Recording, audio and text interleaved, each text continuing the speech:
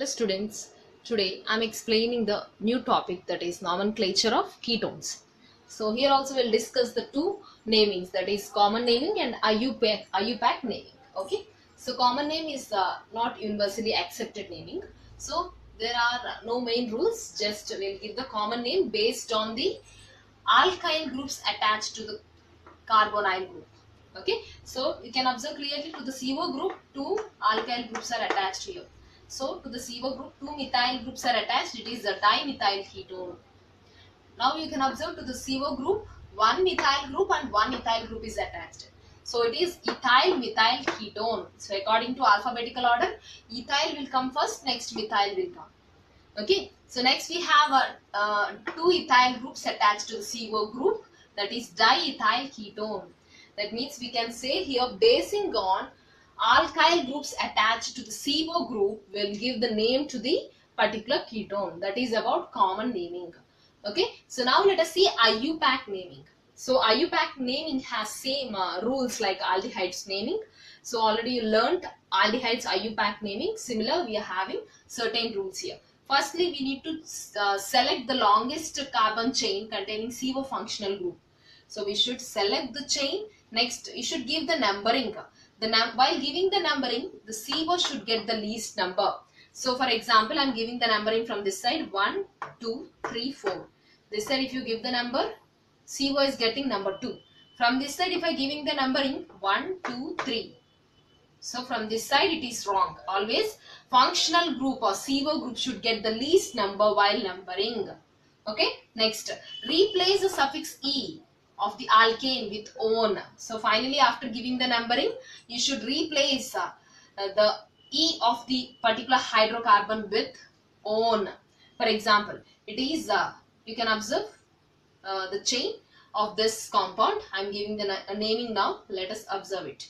Okay. So firstly, I am giving the numbering 1, 2, 3, 4. To the second carbon, oxygen is attached. So it is 4 carbon chain. So it is a butane actually. 4 carbon chain compound is butane. So butane 2-one. To the second carbon, CO is attached to -one. E is replaced with -one. Okay, butane 2-one. Next we have this chain, this second compound. So you can observe how many carbons in the chain? 5. So it is a pentane. To the second carbon, CO is attached, pentane 2-one. Okay. So to the second carbon, oxygen -one is attached. So that means you are replacing E with the particular number of the ketone group and E-one. Okay. Next, you can observe this compound. We are having 1, 2, 3, 4, 5. So 5. To the second carbon, CO is attached. It is a 5 carbon chain. Again, you will get pentane. But to the third carbon, substituent CH3 is attached. So always substituent should be named first. So 3-methyl pentane 2-one. Okay, pentane 2-one. Okay, so to the second position, CO is present in the second position. So pentane 2-one. Okay, so this is just naming of normal aldehydes, IUPAC naming and common naming of aldehydes. Next, coming to the nomenclature of aromatic and cyclic ketones. Okay, so same rules will follow in case of both aromatic and cyclic ketones. For example, I am taking this benzene ring which is attached to COCH3. Okay, it is actually called as methyl phenyl ketone. The common name is methyl phenyl ketone.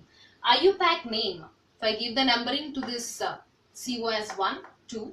So to the first carbon, we are having phenyl group. So 1 phenyl, we are having 2 carbons. So it is ethanone. 1 phenyl ethanone. It is IUPAC name of this compound. For example, I am taking second example, benzene ring which is attached to COCH2CH3. So we are having 3 carbon chain. 3 carbon chain means propanone. Propane-one. So propanone. Okay. So we are having one first carbon attached to the phenyl ring. So 1 phenyl propanone. 1 phenyl propanone. Okay. So next we are having this compound. Same example, we are having 4 carbons in the chain. So it is 1 phenyl butanone. 4 carbons, butane. So butanone. Okay. Next, Next we are having cyclic rings, two cyclic rings as an example. So when cyclic rings are present, first number should be given to the, always first number should be given to the functional group. Next number should be coming to the substituent. So 1, 2, 3, 4, 5, 6. So first carbon is having ketone.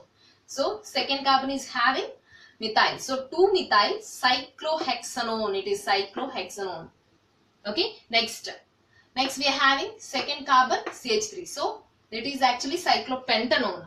So 2-methyl cyclopentanone. Okay. So these are the some examples of IUPAC nomenclature in aromatic and cyclic ketones. So with this we are completing the nomenclature of ketones. Okay. Thank you so much for watching.